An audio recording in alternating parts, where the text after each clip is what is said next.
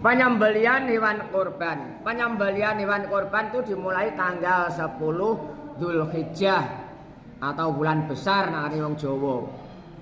Sampai tanggal 13. Tanggal 11, 12, 13 itu namanya hari Tasyrik. Tidak boleh berpuasa. Ya, mengapa? Karena ayamut tasriki, ayamu aklin masyurbin wa dzikrin lillahi ta'ala. Hari-hari tasyrik adalah hari-hari makan, minum dan zikir kepada Allah Subhanahu wa ta'ala. Ya, penyembelian awal kurban ini mulai tanggal 10 setelah sholat Idul Adha. Setelah sholat Idul Adha boleh menyembelih kurban. Jangan mendahului. Kalau mendahului nanti nggak jadi kurbannya, itu namanya apa? Sembelian biasa hewan kurban.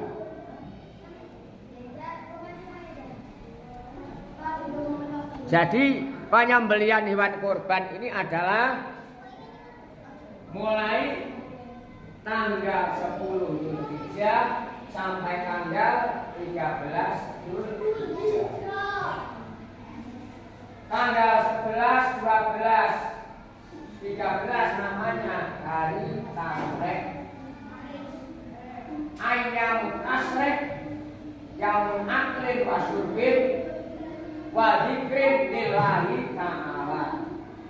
Nah, dari pondokan ayam Tasyrik utawi pira-pira dina Tasyrik itu ayam aklin, dina-dinane mangan, wa syurbin lan ngombe, wa dzikrin lan eling.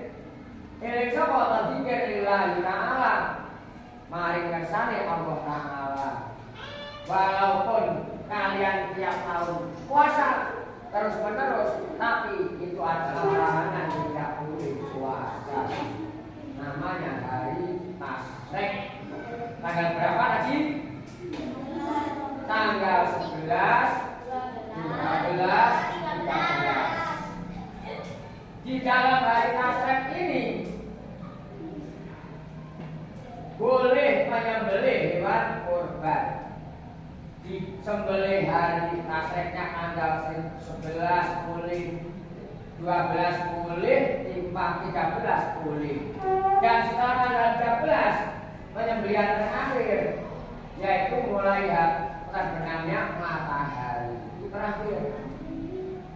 Sekali lagi, penyembelihan hewan kurban adalah 4 hari.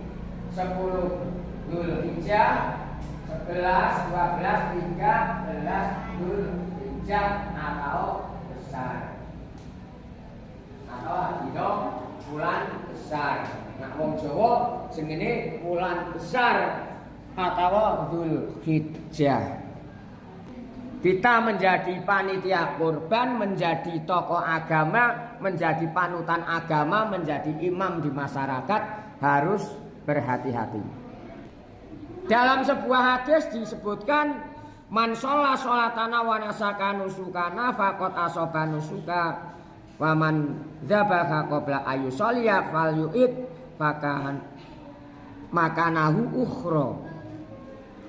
Barang siapa yang sholat seperti sholat kami dan menyembelih hewan kurban seperti kami, maka telah benar kurbannya. Dan barang siapa yang menyembelih sebelum sholat, maka hendaklah dia menggantinya dengan yang lain. Artinya sebelum menjalankan sholat id sudah disembelih hewannya, tidak sah. Hanya untuk makanan biasa, untuk daging. Yang direncanakan kurban tidak termasuk kurban karena belum waktunya. Sekali lagi, waktunya penyembelihan karo kurban adalah setelah sholat id pada tanggal 10 Dzulhijjah. Yang terakhir tanggal 13 sebelum terbenamnya matahari. Wa man nakara fa inna ma huwa lahmun yuqaddimu li ali laisa minan nusuki syai'un. Barang siapa yang menyembelih sebelum sholat, maka itu hanyalah daging yang dia persembahkan untuk keluarganya. bukan termasuk hewan korban sedikit pun. Berarti korbannya enggak sah. Akhir penyembelian pada tanggal 13 hari Tasyrik. Tadi hadisnya sudah ada, ayyamu tasriki ayyamu aklin wa syurbin wa dzikrin lillahi ta'ala. Menyembelih di waktu siang atau malam gimana, Pak? Tidak ada khilafiyah di sini ya. Kalau dalam buku kalangan ulama tentang kebolehan menyembelih kurban di waktu pagi, siang atau sore. Dalam firman Allah ada itu. Surat Al-Hajj, wa yadhkurusmallahi fi ayyamin ma'lumat. Fi ayyamin ma'lumat. Dan supaya mereka menyebut nama Allah pada hari yang telah ditentukan. Al-Quran surat Al-Hajj ayat 28. Ada yang dimakruhkan adalah tindakan-tindakan yang mengurangi sisi keafdolannya, seperti kurang terkoordinasi pembagian dagingnya, misalkan dagingnya kurang segar atau tidak dibagikan sama sekali. Apakah ada? Di sini nggak ada. Semua dibagikan merata pada masyarakat, terutama yang membutuhkan atau sangat membutuhkan. Nah, Nabi sallallahu alaihi wasallam anidabhi bil laili. Nabi melarang menyembelih di malam hari. Ini hadis. Hadis ini. Dalam sejarah sebagaimana yang disampaikan dalam Al-Quran, terdapat dua peristiwa dilakukan ritual kurban, yakni oleh Habil dan Qabil, putra Nabi siapa? Nabi Adam alaihissalam, serta pada saat Nabi Ibrahim akan mengorbankan Nabi Ismail atas perintah Allah. Tapi akhirnya diganti dengan kambing domba. Nah, tempat yang pelaksanaan kurban yang paling utama di mana? Tempat yang paling utama untuk melaksanakan penyembelihan adalah dekat tempat sholat Id. Misalkan di sini di masjid sholat Id, penyembelihannya di sekitar masjid situ. Itu termasuk yang lebih utama. Sholat, namun diperbolehkan menyembelih di rumah boleh, di musola boleh, tempat yang sudah disediakan boleh. Ada apa? Tanya apa? 9. Boleh. Di mana-mana boleh.